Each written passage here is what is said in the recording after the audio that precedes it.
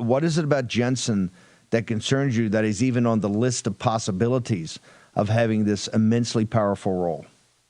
He was a key figure in this domestic terror push against January 6ers. According to testimony before the House, he treated them all as terrorists and was one of the key instigators in pushing the narrative within the bureaucracy that these folks needed to be jailed and ferreted out. So they're talking about Steve Jensen, who was recently named the Assistant Director of the FBI's Washington field office. Now, this comes as a shock to conservatives who were counting on FBI Director Kash Patel to clean up the bureau, because Jensen was a key figure in the domestic terror push against January 6th protesters. Blaze News investigative journalists Steve Baker and Joe Hanneman detailed this development in a piece for Blaze News, and Steve joins us right now. So, what should we make of this decision to have Steve Jensen out there in the Washington field office? What should we make of it? I will tell you, this is the most confounding thing to come out of the administration thus far, especially out of the new FBI, the new Department of Justice. As you know, we expected and we hoped that Kash and Dan Bongino collectively would be a wrecking ball in that agency or that bureau. In fact, that's what they alluded to and told us that they would do in so many interviews and in Kash Patel's own book. We gave them here at the Blaze, and myself included, our full-throated endorsement of their nominations. We applauded their confirmations, and we look forward to the best, and we still hope for the best from them. But this one doesn't make any sense for a lot of reasons. The first and most significant thing is that this happened over a week and a half ago, when this was announced internally through an email that was sent to about 2,500 FBI employees there in the Washington field office. This announcement was made to them. Obviously, you can't send out an email in D.C. to 2,500 people and not expect it to be leaked to the press somewhere, to somebody. And in fact, on Friday of last week, the New York Times, not in an article about this, but kind of parenthetically, 6 or 7 paragraphs down, just mentioned this appointment as though it actually really happened. And they were even confounded. They said this seemed to be kind of contrary to what Kash Patel has promised the MAGA movement, the Trump supporters, and the J6 community. And then the next day, Gateway Pundit came out and said that it was fake news and that they had that on a highly placed source in the FBI. Well, then, of course, we acquired through the Blaze Media that email confirming that this had actually happened. In fact, that he was already an employee, but it was not announced in any way. This was done kind of, surreptitiously under the cover of darkness. Nobody announced it. There was no press release. There was no announcement from Kash Patel or any other FBI spokesman.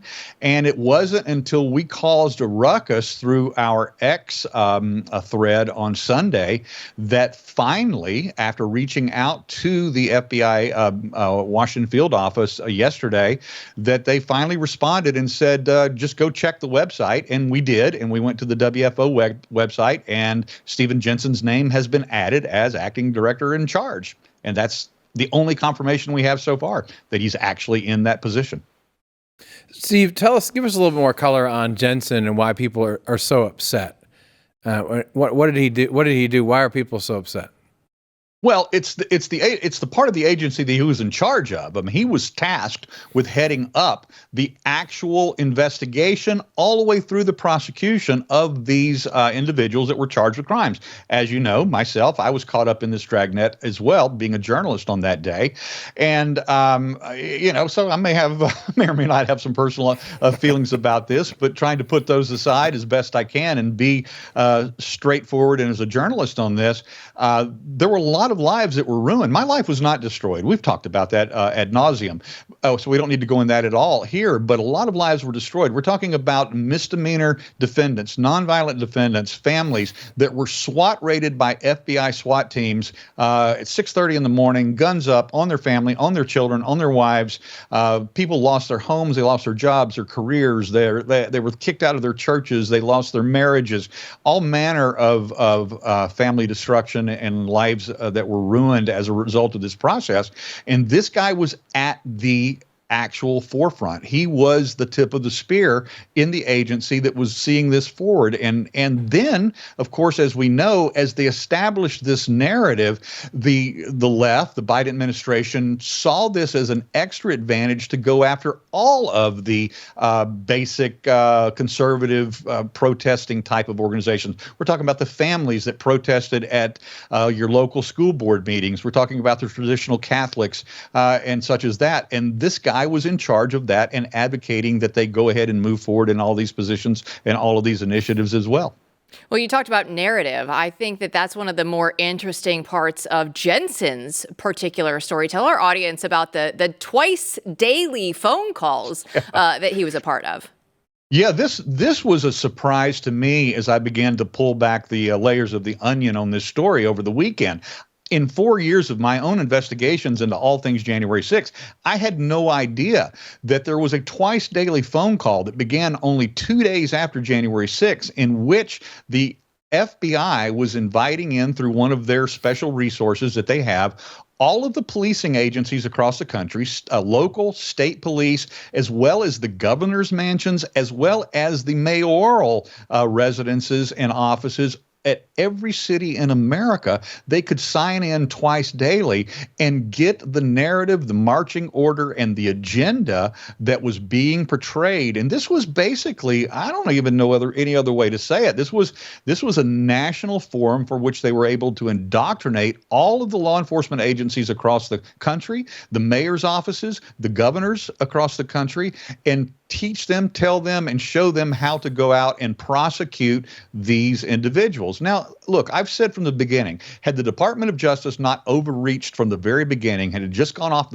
after the most violent offenders that day, we probably wouldn't even be talking about January 6th right now. There probably would have been no pardons that day. But the overreach was so egregious. It was so massive. In some ways, despite the lives that were destroyed, they kind of did us a favor and showed their hand when they turned that card over and showed us what they were willing to do and how far they were willing to push to go after innocent victims, what I call the accidental tourists that day, the grandmothers or the young couples that walked in, had never been in the Capitol before. They walked through an open door, took a couple of selfies, and their lives were destroyed and ruined. And this was spearheaded by Steven Jensen, the now acting director, or rather the assistant director in charge of the Washington field office in D.C. itself. Okay, and here's the interesting thing about this story, right? I mean, this is appalling that this guy would be promoted. It's clear they knew who he was because they, as you've made clear, they were quiet about it, right, until they were poked. Yeah. They didn't issue a press release or anything like that. So they knew he was a problem. So what do the they that we're talking about say? And, of course, many in our audience, and I think all of us, Kash Patel and Dan Bongino seem like great people who are dedicated to the cause and there to implement the agenda. So this is awful puzzling. Now, Dan Bongino has said, he's responded to the backlash on X, saying this. He said, I want to reassure you that nothing that is happening here is happening by accident. Because of the sensitivity of what the FBI deals with, both the director and I have to be circumspect in what we can make public. Bad guys read this stuff too. Neither one of us came here to play games. And let me go to the next one as well. I mean, in another post, he added, when you see something happen and the entire story isn't public and the underlying facts aren't all public, it may appear counterintuitive to a reform agenda. Hint, hint.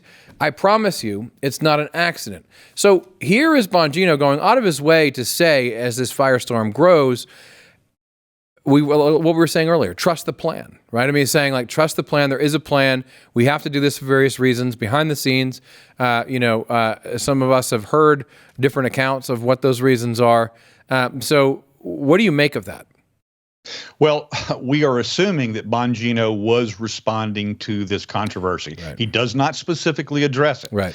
If, in fact, he was responding to that, it still does not answer one of the hardest questions that I think, and one of the most important questions that I have, is why have we been a week and a half into this appointment and there's been no announcement from the FBI, not even the lowest level public relations or spokesperson from the FBI. There's been no announcement from Kash Patel. There's been no press release. Look, when Steven Jensen was appointed as special agent in charge of the field office in Columbia, South Carolina, there was a press release about that. There's always fanfare. There's always an announcement about important positions when they are filled like this. And for him to take over the most important position in the Washington field office with no announcement, no press release, and then after millions of tweets and reposts and articles now that have gone out about this and the controversy around it and the backlash that's happening, and still the only thing that we have seen posted from Kash Patel on his X account so far is the intramural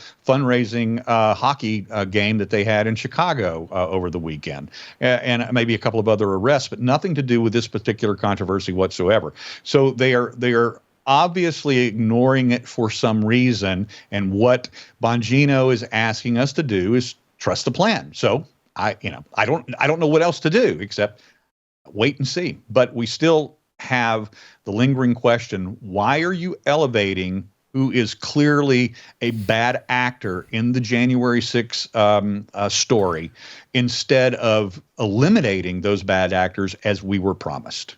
Well, I know one thing, Steve. I know that you are definitely going to be staying on this story. So thanks so much for joining us today. Thanks for having me, Jill. And MP, when we look at the story, there are just a lot of questions that are still around it. And like I said, just wait and see. Give them a little bit of time, maybe. Well, trust but verify. I mean, what Steve is doing, what Joe did in the article is lay out. This is why people are upset. It's understandable why, and we'll see what happens. But we can trust that Bongino comes through, but we need to hold people accountable as well, and that is exactly what we'll do.